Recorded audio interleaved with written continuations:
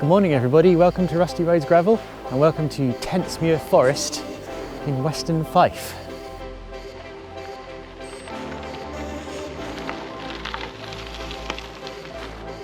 Popped out here this morning to catch the sunrise on this lovely little quiet beach actually, just at the end of Luca's runway by the old RAF base. And I thought I'd have a little scoot around this little bit of woods, see what's what. So I've had one or two queries about what I actually keep in my bags on my bike when I go for a bike ride. So I thought as we go around today through the woods, I might unpack a bag at a time and just take you through what I carry around on a typical winter's ride. So today we'll be cycling around Tentsmuir Forest where we can. I think there's quite a few routes closed due to Storm Arwen storm damage again. Quite a few trees are down. So we'll cycle where we can. Maybe go over and have a look at the Tay Bridge, get a view for that. So before we set off, just a massive thank you to all you guys who've bought me a coffee already. That is an astonishing amount of support actually, thank you very much. I had a lovely warm coffee this morning before I set off, and I'll have one at the end when I finish. I am thinking about setting up some sort of membership aspect to it, where I might have extra content and stuff, but haven't really got around to that yet. So sticking with the buying the coffees is amazing at the moment. Thanks guys, thanks all for your support. I really appreciate it. Okay, so the sun's out, the wind's not up yet, and the forest is looking good. Let's go and explore it.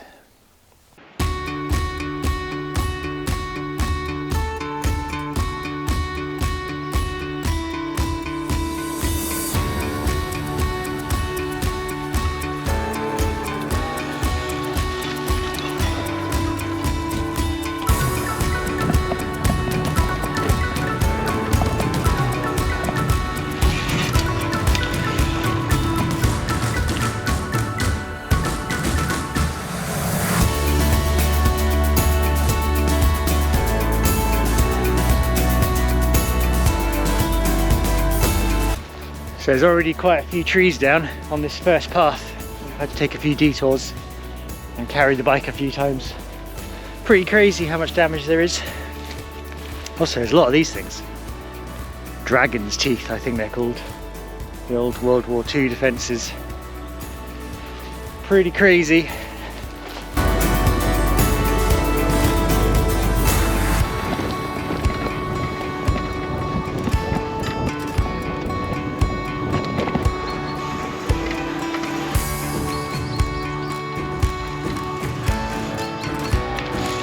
So I thought we'd start with the handlebar bag, the apidura handlebar bag that I used, fully waterproof.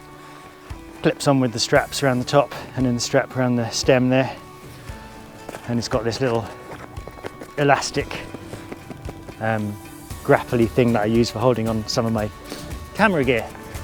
So inside here, unwrapped from both ends, got my breakfast pot. Had some lovely overnight oats today. Delicious. So here I have wrapped up waterproof trousers and a rain/wind jacket, another over jacket in case it gets any colder, balaclava mask, plastic bag just in case, any plastic bag requirements, sunglasses which I will be putting on in a minute, and in this bag here, the old bag that my cycle hat came in, I store my super duper winter gloves for when it gets really cold, spare pair of socks, another pair of slightly lighter gloves, and some arm warmers. And that is generally what I carry around in the handlebars on a standard winter's ride. Now I don't necessarily need all of this, like the extra pairs of gloves, the multiple pairs of gloves that I have, and the multiple pairs of socks. But I think when I'm out doing the filming, wet, like cold hands and cold feet are the biggest problem I have. So I like to have spare warm ones just in case I go through a too deep puddle and get super wet. During the summer, obviously I'd bin off quite a lot of this, and sometimes I don't even bother with the handlebar bag because I can get my spare, whatever spare clothes I want to carry / rain jacket, either in my pocket of my jersey or in my saddle bag. But during the winter, I like to carry all this stuff just in case.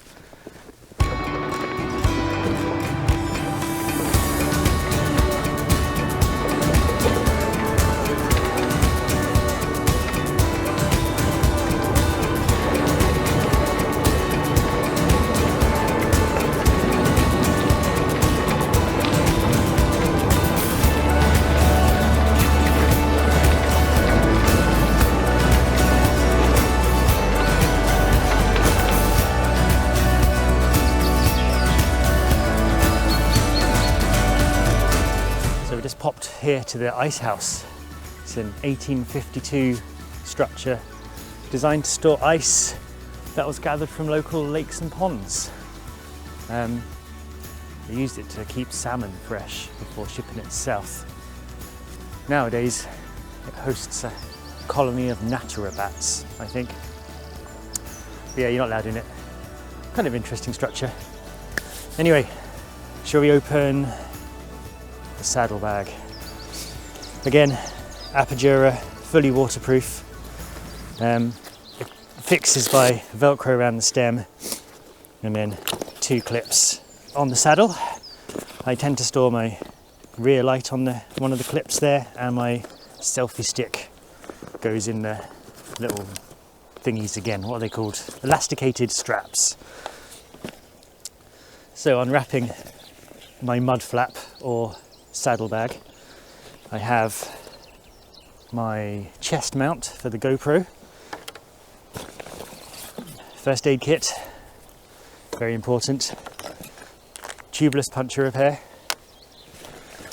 assorted bike tools in an old sunglasses case. Don't want to open this because it'll pop out, but in there I've got a tube, an inner tube in case it all goes wrong, another sealant repair kit, some tyre levers, a multi-tool and some zip ties. I've got to try and zip that back up again now. Oh yes, first time. What else is in the mystical sack? Pump. Oh, another multi-tool. I have 2 multi-tools. There we are, that's a bit of weight I could save. Get rid of them. And a whistle. Actually, this is my son's whistle. Just about works. Just in case anything goes horribly wrong. So this is generally, oh, a bit of a GoPro flap there as well. So this is what I keep my tools and my sort of emergency stuff in this one. The one I don't want to go in very often. So it just sits on the bag, on the saddle, and stays out of the way. But yeah, its primary function is as a mud guard to keep me nice and clean.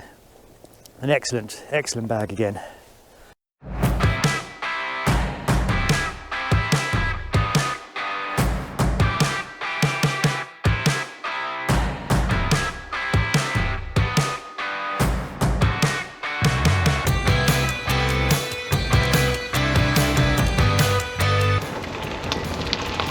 Oh, well, here we go. That is the end of the line. Cannot continue this route up. No entry. go this way.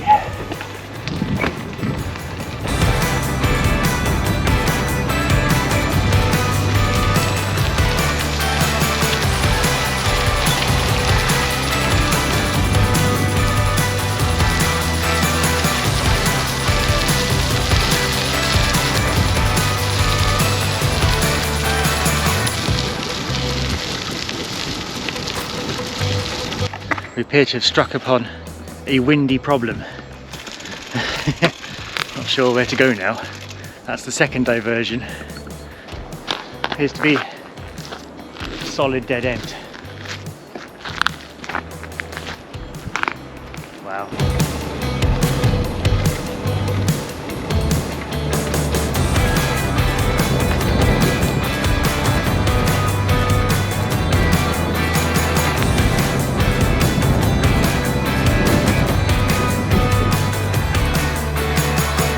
Here we go then, made it through the woods, through the trees.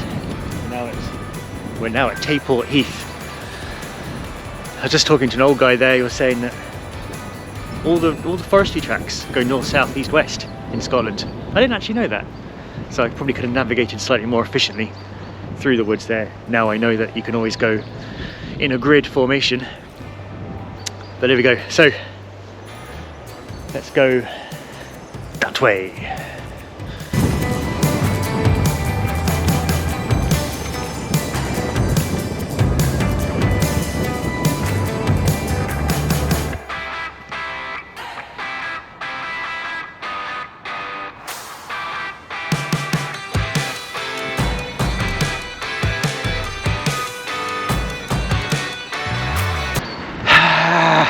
Totally mucked up there.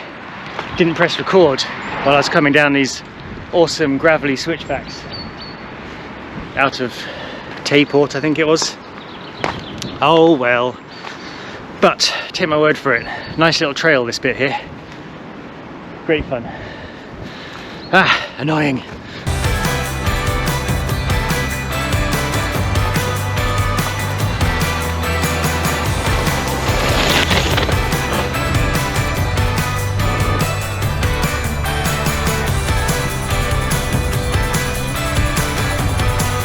Here we are then at Taybridge viewpoints, and I thought we'd go through the final bag.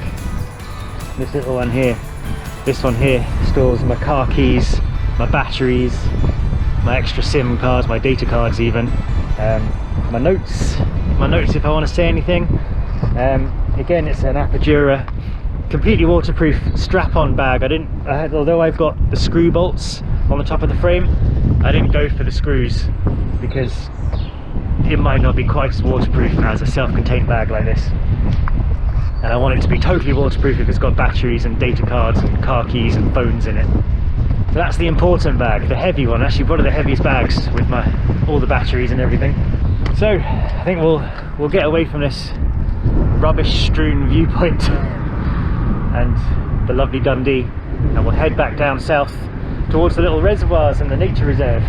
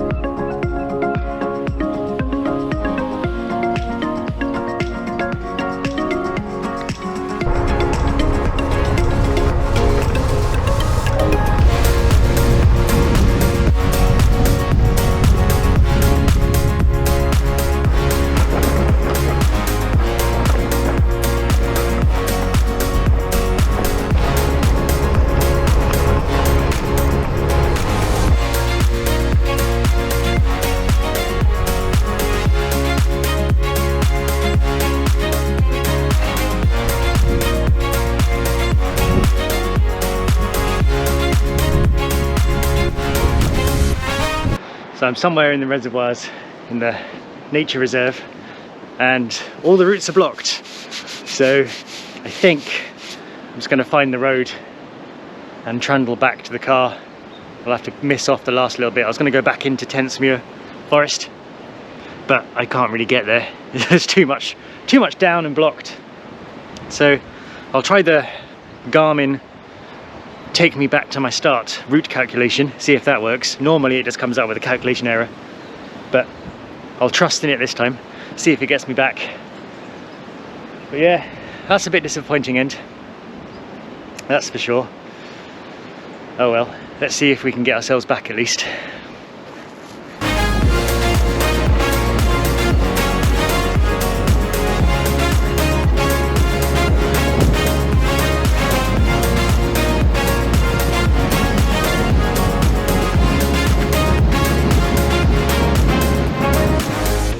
Go back to the start. Calculation has worked. We have a route. It's probably all road. At least there've been no trees in the way.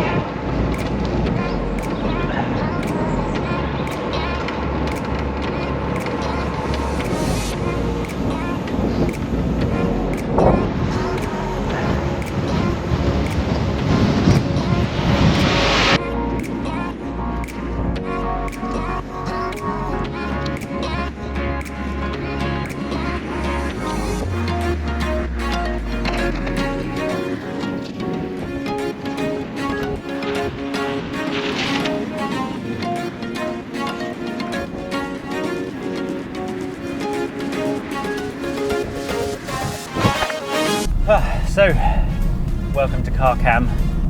That's me safely out of the wind now. Got my driving glasses on.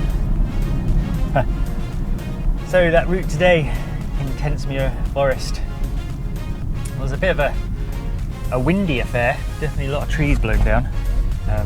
But it seems like a lovely place to go for just like a nice casual cycle. Like it's perfectly flat. There's lots of little routes to follow. It's a lovely beach to have a look at, have a picnic on, picnic benches. Nice little woods, Tentsmuir woods. I like it there. So I also wanted to have a little bit of time just to think about Mount Keene and the madness that was. It's about a week after I've done that now.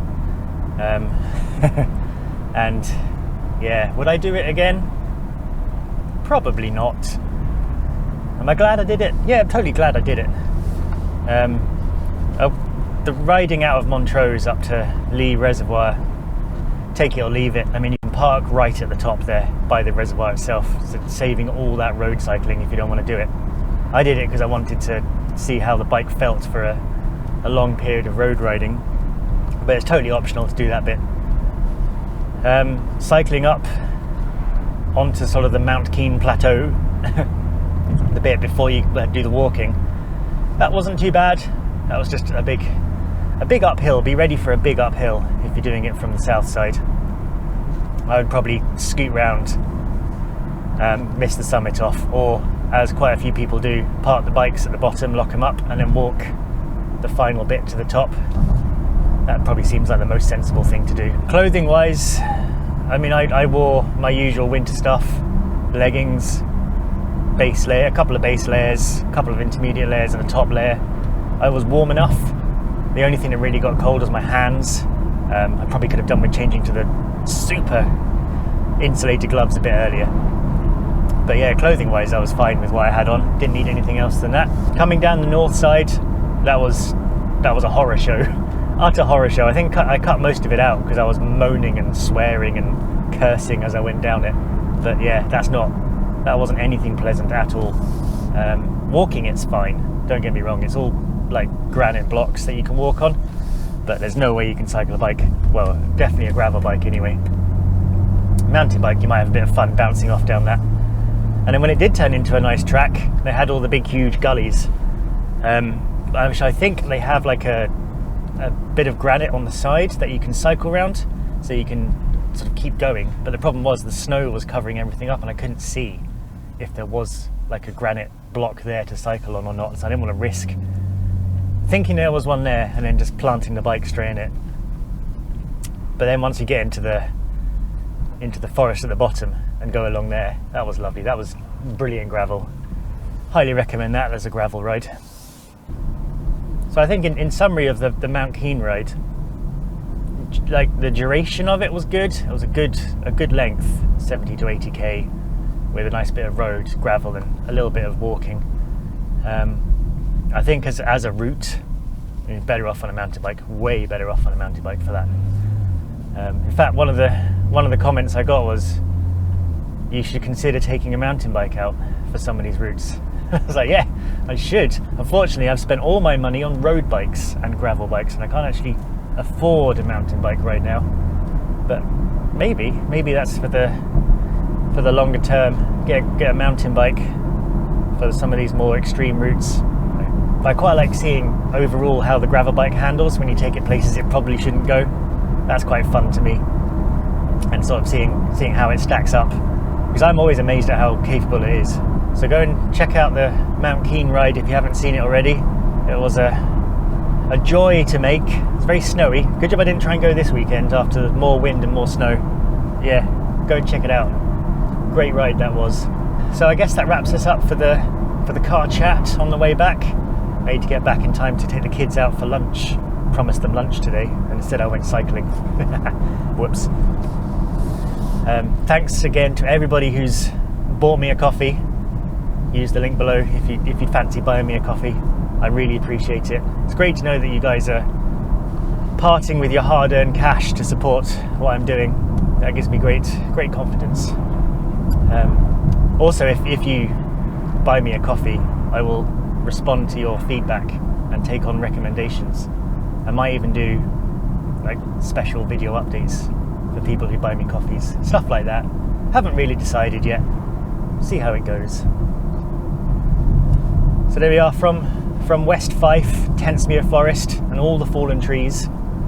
Thank you very much for watching. Like, comment, subscribe, buy a coffee, and I will see you next time. See you later, everyone.